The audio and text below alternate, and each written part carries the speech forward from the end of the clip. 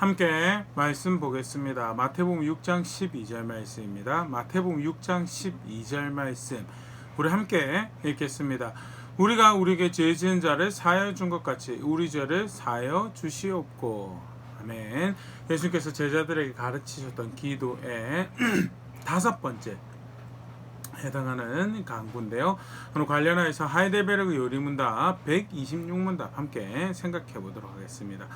문답 먼저 같이 한번 읽어보면요. 질문: 다섯째 강구는 무엇입니까? 답: 우리가 우리에게 죄 지은 자를 사하여 준 것 같이 우리 죄를 사하여 주옵소서로 이러한 강구입니다.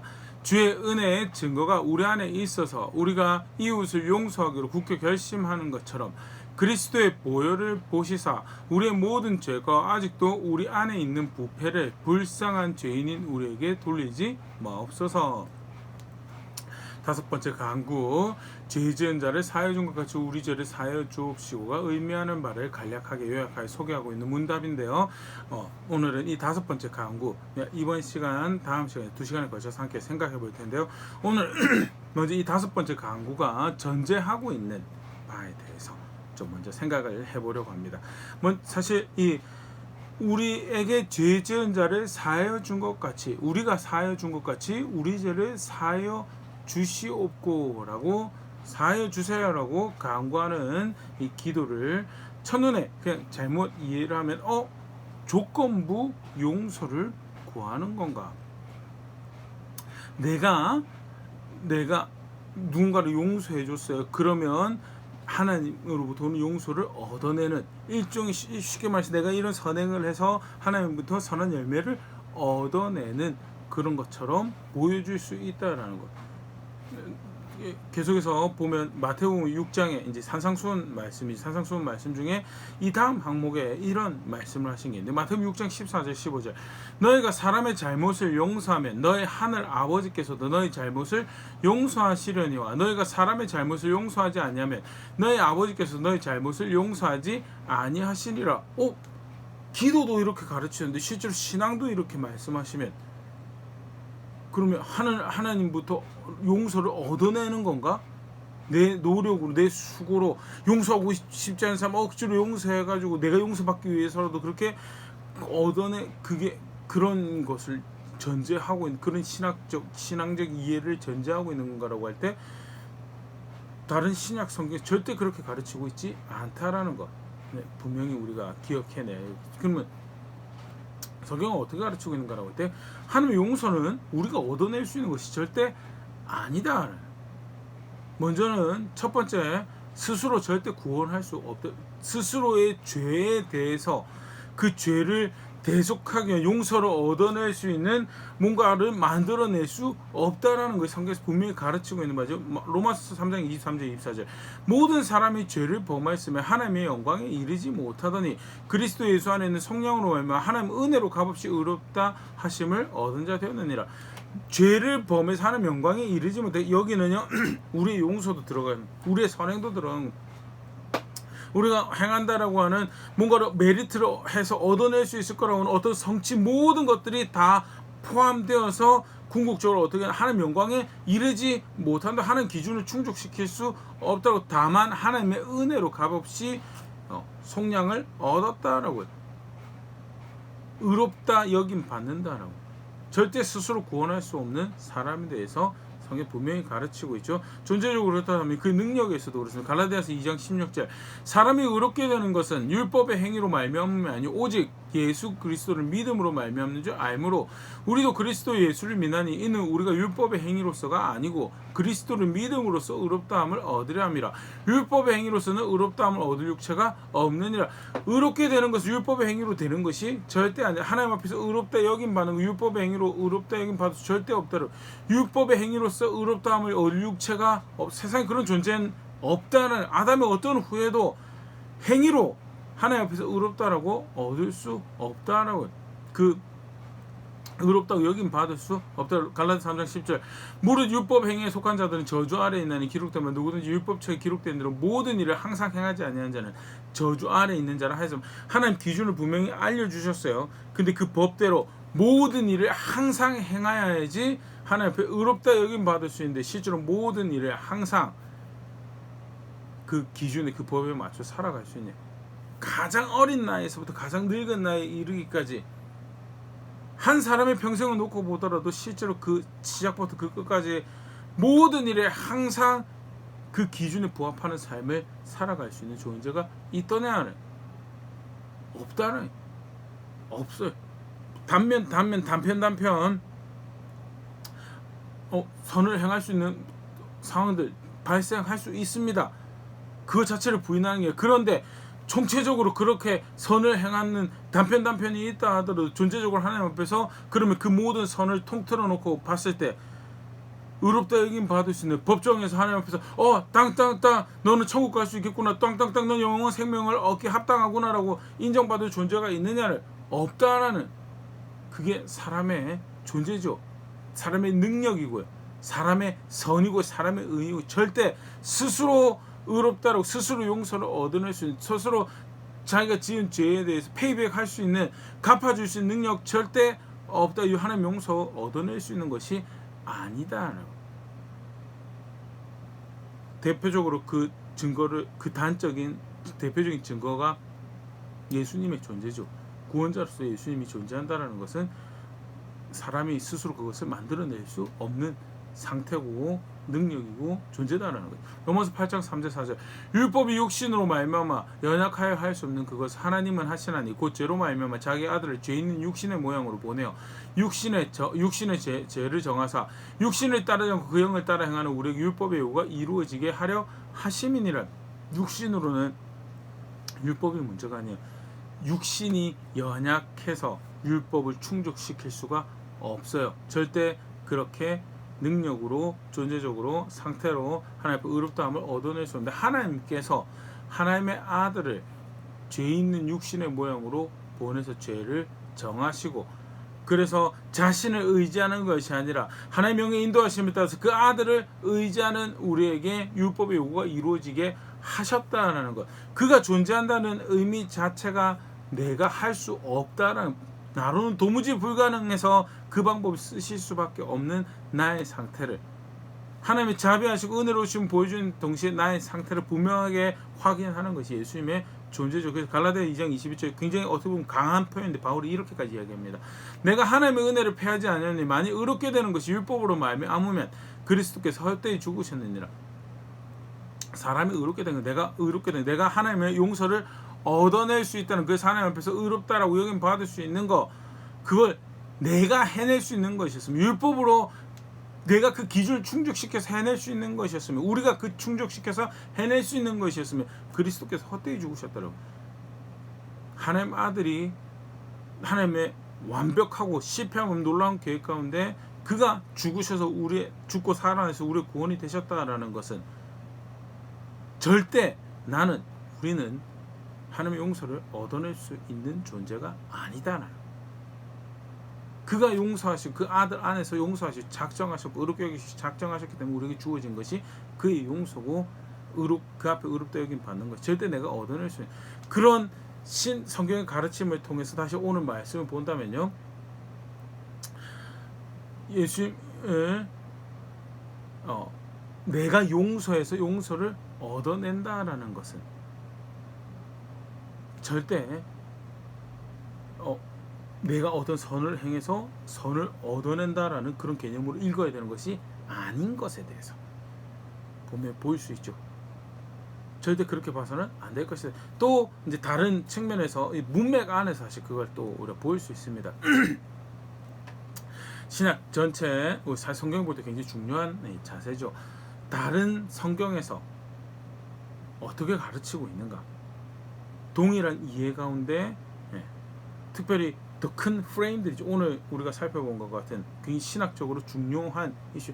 사람은 절대 스스로 구원을, 스스로 용서를, 스스로 의롭다라고 할 수 없는 존재다라는 것. 굉장히 큰 골격 이해죠.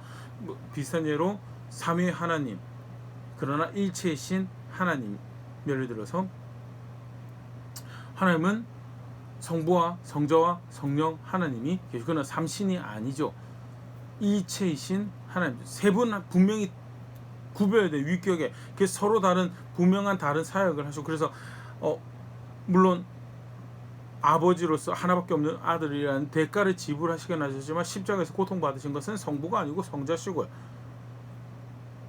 성자 하나님은 승천해서 하나님 우편에 계시지 우리 가운데 사역하시는 분은 성령 하나님이시고, 그러나 성령의 교통하심으로써 성자가 우리 가운데 임재해 계시는 것이고요. 각자 고유의 사역이 분명히 존재하면서도 한 구원을 이루어가시고 한 뜻을 이루어가신 일체이신 하나님이시다라는 것. 그러기에 성령의 뜻이 따로, 성부의 뜻과 위배되는 성령의 뜻이 따로 존재하지 않고 성부의 뜻과 위배되는 성자의 뜻이 따로 존재할 수 없다라는 것. 그게 성경에서 가르치는 삼위일체, 세 분 하나님이시다 한 분 하나님이라는 것이 규정하고 있는 분명한 뚜렷한 하나님에 대한 이해고요. 그 이해 가운데 본문에 대한 그 해석을 접근을 하고 본문에서 이 의도하는 것을 읽어내는 것이 굉장히 중요한 신앙을 이해를 우리가 하나님 뜻을 분별하는 모습인데요. 간단하게 우리가 오늘 본문과 관련해서 해봤죠. 문맥에서도 사실 그런 부분들을 보일 수 있습니다. 제자들에게 가르치신 기도, 제자들이라고 하면 마태복음 6장 9절, 그러므로 너희는 이렇게 기도하라. 하늘에 계신 우리 아버지의 이름이 거룩히 여김을 받으시오며. 하나님을 아버지라고, 하늘에 계신 우리 아버지라고 부르는 자들에게 가르치신 기도고요. 그것은 뭐예요? 예수 그리스도를 믿음으로 의롭게 된 사람에게 가르치게 됩니다. 그런데 그러고 나서 너희가 용서하는 것을 용서를 얻어내라고 이야기, 또는 그렇게 기도를 가르치신다는 거예요. 그 다른 거 분명히 내가 선한 걸 해서 선한 걸 얻어낸다라는 그거 말고 다른 거를 의도하신 것을 이렇게 표현하신 것에 대해서 우리가 분명히 그런 이해를 가지고 접근해야 되겠죠.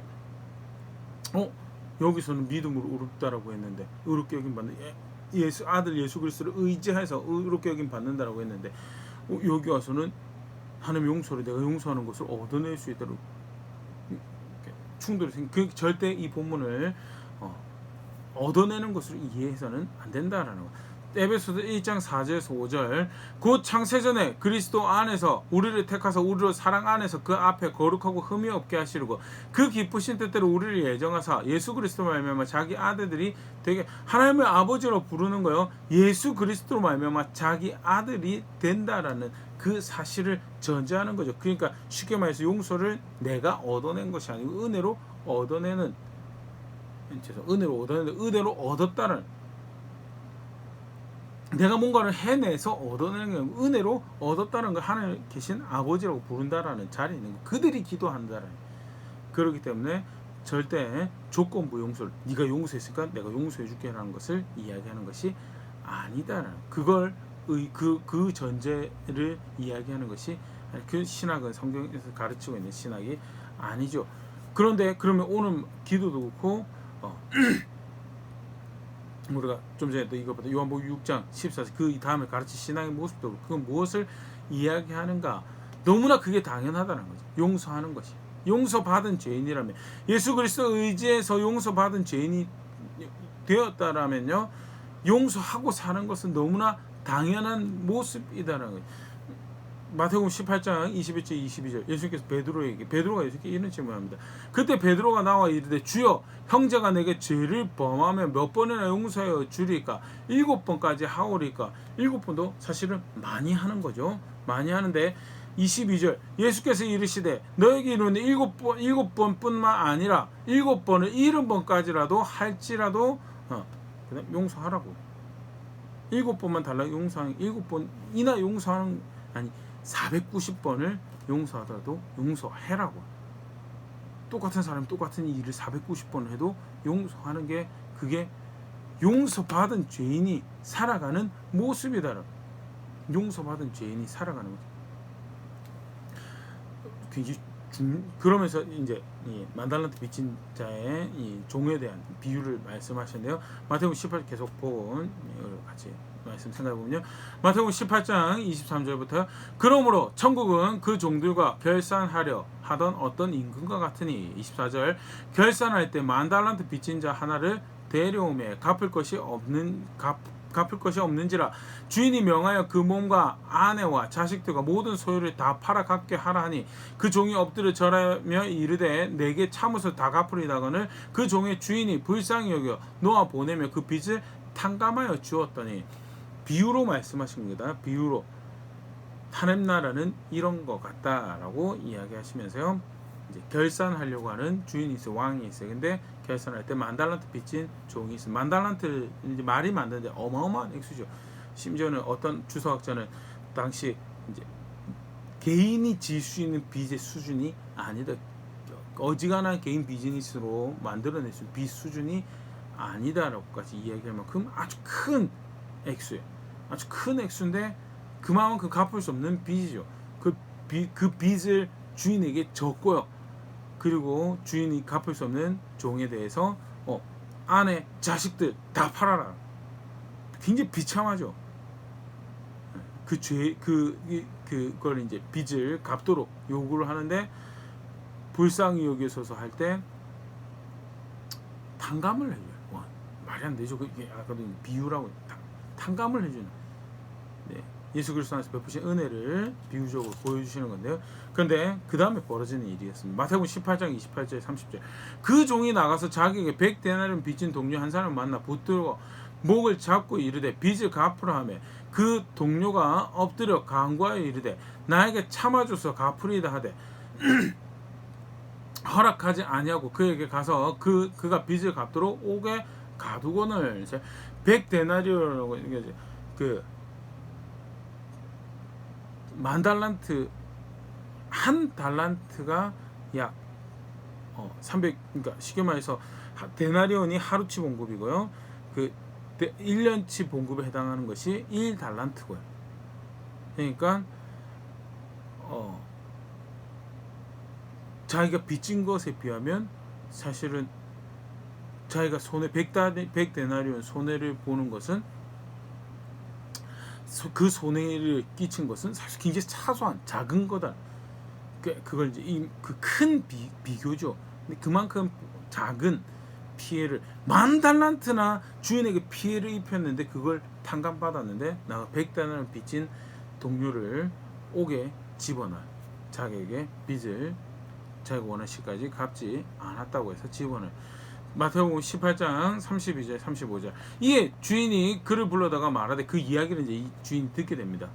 주인이 불러다가 말하되 악한 종아 네가 빌기에 내가 너의 빚을 전부 탕감하여 주었거늘 내가 너를 불쌍히 여긴 것 같이 너도 너의 동료를 불쌍히 마땅하지 아니하냐 하고 주인이 노하여 그 빚을 다 갚도록 저를 옥졸에게 넘기니라. 너희가 각각 마음으로부터 형제를 용서하지 않으면 나의 하늘 아버지께서 너에게 이와 같이 하시리라. 형제를 용서하지 않으면 이와 같이 하시리라는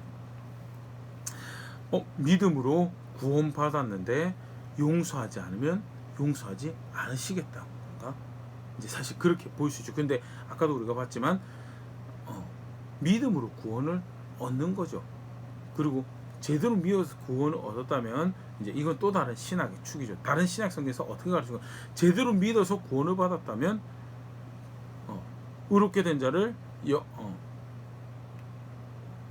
영화롭게 하시는 것은 하나님은 그 구원을 베푼 거 실패하지 제대로 믿어서 제대로 응접했다면 영화롭게 되는 것을 하나님께서 결정하신 것은 그렇게 갈 것이다라는 것이 성경에 가르치시는 거고 하나님 그 구원을 베푸시는 일에 실패하지 않으신다. 그러면 구원 믿음으로 구원받았는데 쉽게 말해 탕감받았는데 용서하지 않으니까 다시 감옥에 갇히는 건가? 용서 못 받는 자리에 가는 건가? 그러면 구원을 받았는데 잃어버린 것을 이야기하는 거야. 그걸 이야기하는 게 아니죠. 그러면 다른 신약 성경의 내용과 상충되니까. 그럼 여기서 말하는 그건 뭘 이야기하는가? 쉽게 말해서 처음 그가 탕감 받았다고 기뻐했던 거, 처음 탕감 은혜를 누렸다라고 이야기했던 거, 그거 가짜다라는. 그렇게 해서 내가 믿었다는 거 가짜다라는. 진짜 10,000달란트 탕감 받은 사실을 안다라면 어떤 자리에 있어야 되는가? 용서하는 자리에 있어야 된다. 갚을 수 없는 빚을 탕감받아서 예수 그리스도 안에서 하늘 아버지께서 그걸 탕감해 주셨어요. 그러면 용서하는 자리에 있는 것이 당연한 신앙이다라고. 당연한 신앙. 근데 손해 입힌 거에 대해서 용서를 해주지 못하는 거에 대해서 그거는 그 신앙 자체가 믿었다라고 하는 믿음 자체, 그 구원을 놀라 10,000달란트 탕감 받았다라고 하는 그 은혜를 안다라고 하는 것이 그 모르는 거다라. 그걸 이야기를 하는. 그래서 존재할 수 없는, 용서받았다, 스스로 용서받았다라고 아는 거랑 용서해 주는 거랑은 항상 늘 같이 가는 거지. 용서받았다고 하면서 용서 못 해주겠다라고 하는 것은 같이 가는 신앙이 절대 아니다.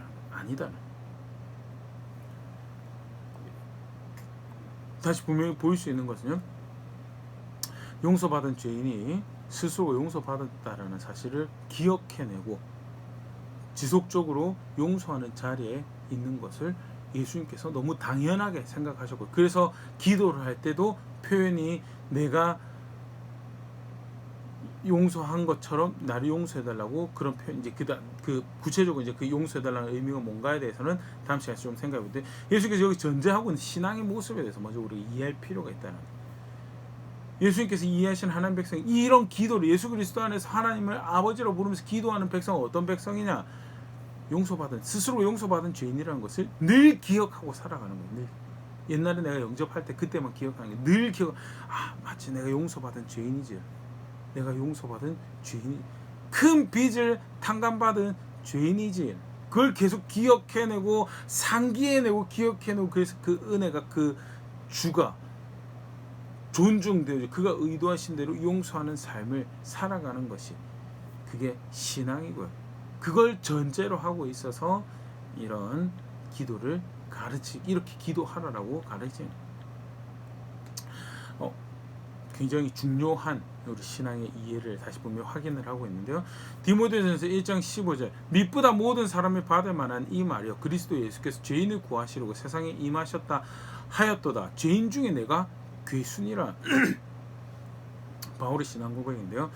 사실 놀랍죠. 그런데 이 편지가 기록된 시기를 생각하면 더 놀라운 게요, 디모데전서 1장 15절은 디모데후서는 바울의 2차 투옥, 1차 투옥 당시에 기록했던 것이 에베소서, 빌립보서, 골로새서 같은 편지인데, 2차 투옥되고 그러고 나서 이제 풀려나게 됩니다. 풀려나고 사역하다가 2차 투옥을 하게 되고, 2차 투옥하고 나서 이제 네로에서 죽임 당했다고 그렇게 알려져 있는데요.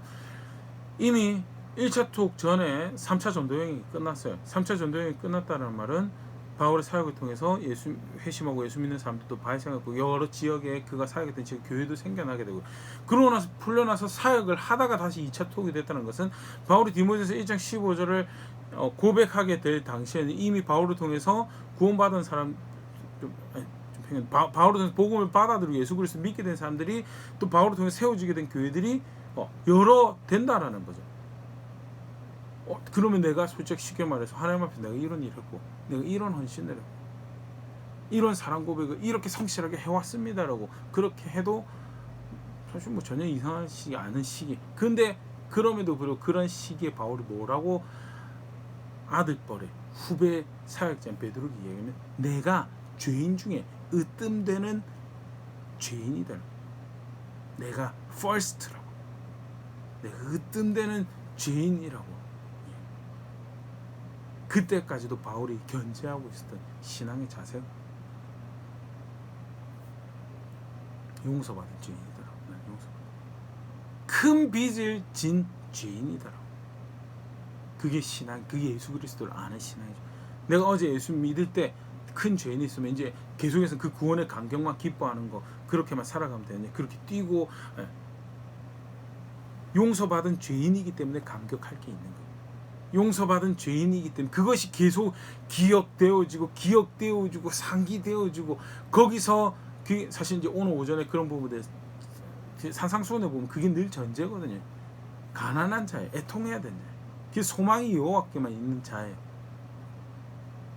그게 복된 자리고, 그게 늘 예수님 오실 때까지, 또는 하나님께서 나를 부르실 때까지 이 땅에 사는 모든 하나님 백성이 고백해야 될 신앙의 모습이고 신앙의 자세고, 그걸 또 다르게 표현하면 용서받은 죄인, 용서받은 죄인, 다르게 표현하면요, 그러기에 용서가 필요한 사람들의 그 가난함, 그 애통함을 공감할 수 있고, 나아가서 더 큰 빚을 탕감받았기에 기꺼이 그들을 용서해 줄 수 있는 상태, 그게 있는 게 그게 신앙이고 그게 예수님을 믿는 백성의 바른 자세다는. 그래서 항상 예수 그리스도 믿는 신앙은요, 용서와 사랑으로 고백돼. 절대 여기서 말한 용서, 오늘 오전에 우리가 살펴본 거죠. 긍휼을 여기는 것도 기준을 가지고 긍휼, 용서를 해주는 것도 기준을 가지고 용서를 하는 거죠. 기준을 가지고. 기준이 없이 용서하는 건요, 하나님보다 내가 더 자비로울 수 있고 하나님보다 내가 더 긍휼을, 죄라고 하는 것에 타협하라는 용서가 절대 아니다라는 것 같이 인지할 수 있으면 좋을 것 같고요. 분명한 것은 용서와 사랑으로 고백되어지는 신앙이다. 골로새 3장 12절 14절. 그러므로 너희는 하나님이 택하사 거룩하고 사랑받는 자처럼 긍휼과 자비와 겸손과 온유와 오래 참음을 옷 입고, 예수 그리스도 믿고 살아간다. 신앙의 기본적인 성품적 자세들, 예수님의 닮은 긍휼과 자비와 겸손과 온유와 오래 참음을 옷 입고, 13절 실제로 그런 것을 입고 살아간다고 할 때 그 구체의 모습으로 이야기하는 거예요. 13절 내가 누구에게 불만이 있거든 서로 용납하여 피차 용서하되 주께서 너희를 용서하신 것이 너희도 그리하고 이 모든 것 위에 사랑을 더하라. 교회 안에서 신앙을 함께 고백하는 성도들과 살아가는 모습이죠. 용서하는 자리에 있는 것, 그게 신앙이다. 그리고 오늘 기도는요, 그걸 전제로 하고 있기 때문에 용서하는 것이 당연하게 표현돼. 그걸 용서를 얻어내는 수단으로 이야기하고 있는 것이 절대 아니다. 당연한 삶을 살아가고 있는 걸 다시 이렇게 표현을 하고 있다라는 걸 기억할 수 있으면 좋을 것 같고요. 오늘 말씀 가지고는요, 나는 어떻게 신앙을 고백하고 있는가 한번 다시 돌아보겠습니다. 예수님이 제자들의 기도를 가르치면서 그게 너무나 당연한 모습이, 그 사실을 전제를 하여서 오늘 같은 기도를 가르치시고 계시는데, 그게 신앙이 너무 당연한 바다라고. 용서받은 죄인으로서 스스로를 기억하고 있다라면, 놀라운 빚을 탕감받은 자로서 스스로를 그렇게 알고 있다라고 하면 반드시 그렇게 살아갈 수밖에 없는 삶의 모습인데, 나는 어떻게 내 신앙을 고백하고 있는가? 용서하기가 너무 어려워 그런 자리에 있다면요, 혹여 내가 용서받은 죄인이라는 사실을, 그리고 그로 인한 감격이 희석되어 있는 것은 아닌지, 그런 부분 함께 생각해 볼 수 있으면 좋을 것 같고요. 아까도 얘기했지만 기준을 가지고 용서하는 겁니다. 그렇기 때문에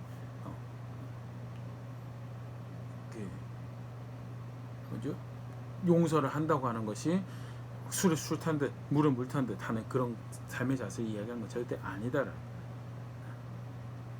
분명한 기준이니까 거기 순종을 해서 용서를 하는 거예요. 그런 신앙의 모습을 내가 고백하고 있는가, 그런 부분 다시 한번 생각해 볼 수 있으면 좋을 것 같고요. 너무나 당연하게 여기는 용서를 아는 백성의 모습이 우리가 살아가는, 제가 살아가는 그런 걸음걸음들, 그 고백들을 통하여, 그런 걸음걸음을 통하여 내가 나의 구주를 압니다, 그가 베푸신 은혜를 압니다 라는 것을 고백해가는 자리에 있는, 그렇게 또 영원한 나라를 향하는 자리에 있는 우리가 될 수 있으면 좋을 것 같습니다.